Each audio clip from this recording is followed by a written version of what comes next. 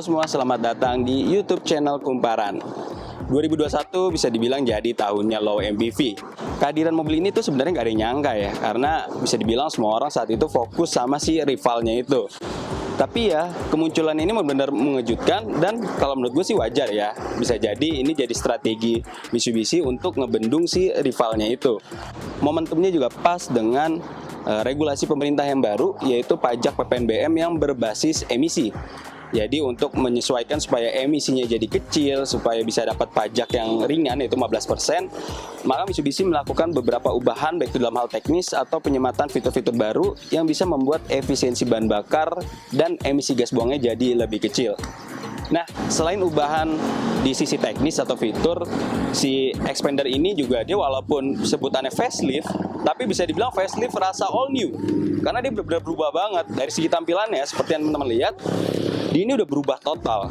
Nah, gue harus ngakuin sih, Mitsubishi itu jadi salah satu merek Jepang yang jago dalam mendesain sebuah mobil.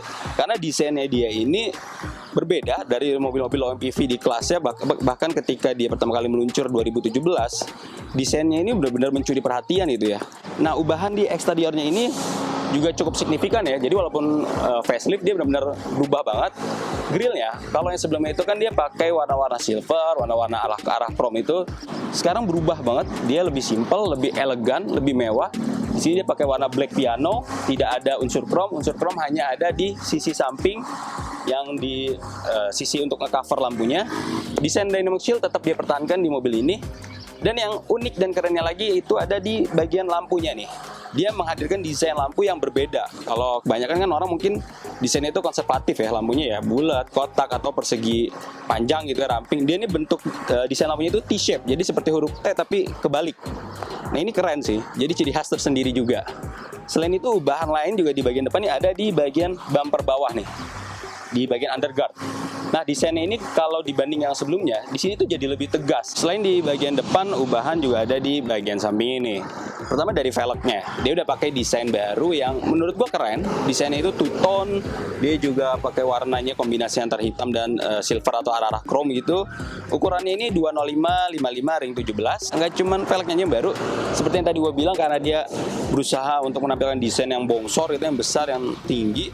Ground clearance dari mobil ini juga meningkat nih. Kalau sebelumnya itu punya ground clearance sekitar 205 mm, di versi penyegarannya ini dia jadi 220 mm. Untuk di bagian belakang dia juga pakai desain lampu baru yang bentuk LED dan itu keren banget desainnya. Juga ada ubahan di bagian bumper bawahnya yang membuatnya jadi tampilannya lebih mewah dan lebih gagah. Selain di bagian eksteriornya, ubahan juga ada di bagian dalam, penambahan fitur serta di bagian teknisnya. Untuk urusan fitur di mobil ini ditambahkan fitur auto stop and go atau idling start stop yang ini berguna untuk meningkatkan efisiensi bahan bakar dan mengurangi emisi gas buang yang dihasilkan. Sementara untuk dari segi teknis, mobil ini sudah disematkan sistem transmisi otomatis baru yaitu CVT. Jadi kalau sebelum itu masih otomatis konvensional 4 percepatan, sekarang udah pakai CVT. Ada juga ubahan di bagian suspensinya. Katanya sih untuk yang versi facelift ini dia pakai suspensi yang konstruksinya atau diameter tabung suspensi ini mirip seperti Pajero Sport. Dan juga ada penyesuaian di bagian katupnya yang dia sudah menyesuaikan komponen yang mirip seperti mobil-mobil Eropa. Katanya sih ini jadi membuat bantingan suspensinya jadi lebih nyaman, jadi lebih rigid lagi dan lebih enak dikendalikan. Nah, untuk mengetahui seperti apa ubahan-ubahan teknis tadi serta penambahan fitur baru ini terhadap rasa berkendara serta kenyamanan dan bantingan suspensinya, lebih enak kayaknya kalau kita langsung coba mobil ini aja.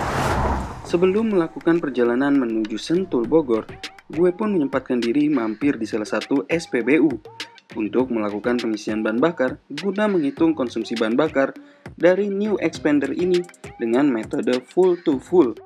Tak ketinggalan, tekanan angin ban pun turut gue periksa.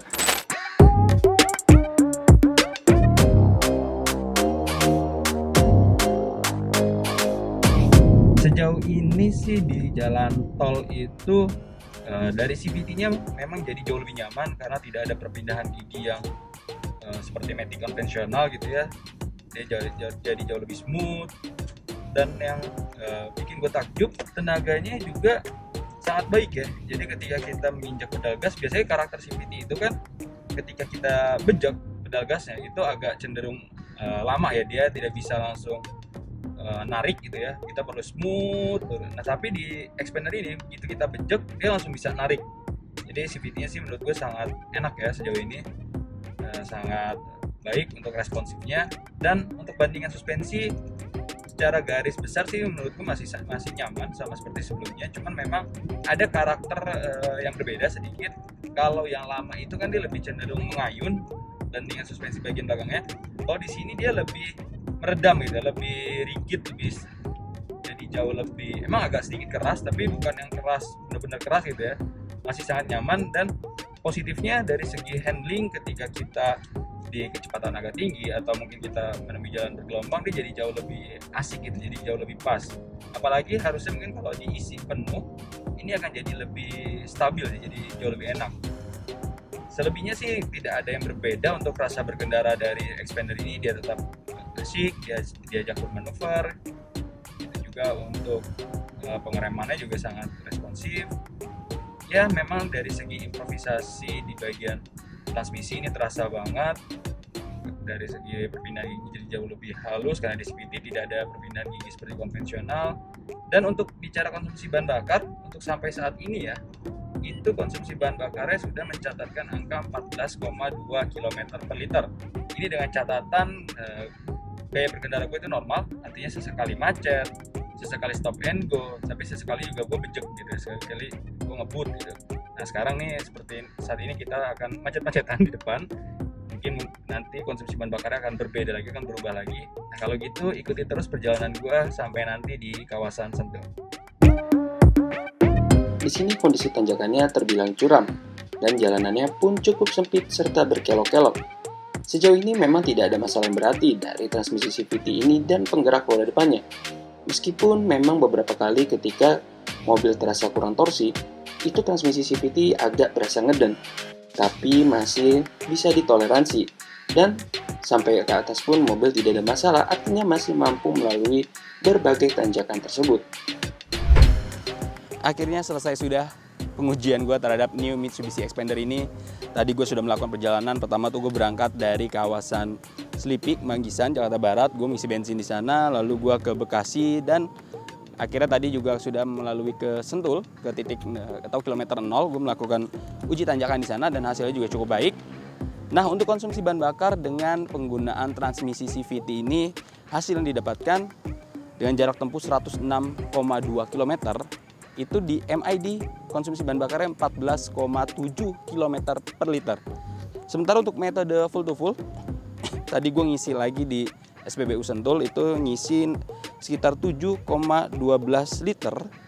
Hasilnya konsumsi bahan bakarnya itu yang didapatkan setelah gue hitung itu sekitar 14,9 km per liter. Jadi ya nggak jauh beda nih antara MID dan full to full. Nah, sementara untuk suspensinya dengan settingan suspensi baru, memang yang dirasakan selama tadi bermacet-macetan dan juga melewati beberapa jalan bergelombang, dia jadi tidak terlalu mengayun seperti sebelumnya. Kalau sebelum itu kan agak terlalu mengayun, terutama ketika lewat jalan bergelombang. Sementara untuk di yang versi barunya ini dia jadi lebih stiff, lebih rigid gitu. Memang jadi agak lebih keras, tapi kerasnya itu masih dapat ditoleransi. Oke teman-teman, jadi itu aja nih review lengkap gua terhadap New Mitsubishi Expander. Buat kalian yang suka dengan video ini, jangan lupa klik like dan subscribe buat yang belum. Serta berikan komentar kalian di kolom komentar dan saksikan video otomotif lainnya di YouTube channel Kumparan.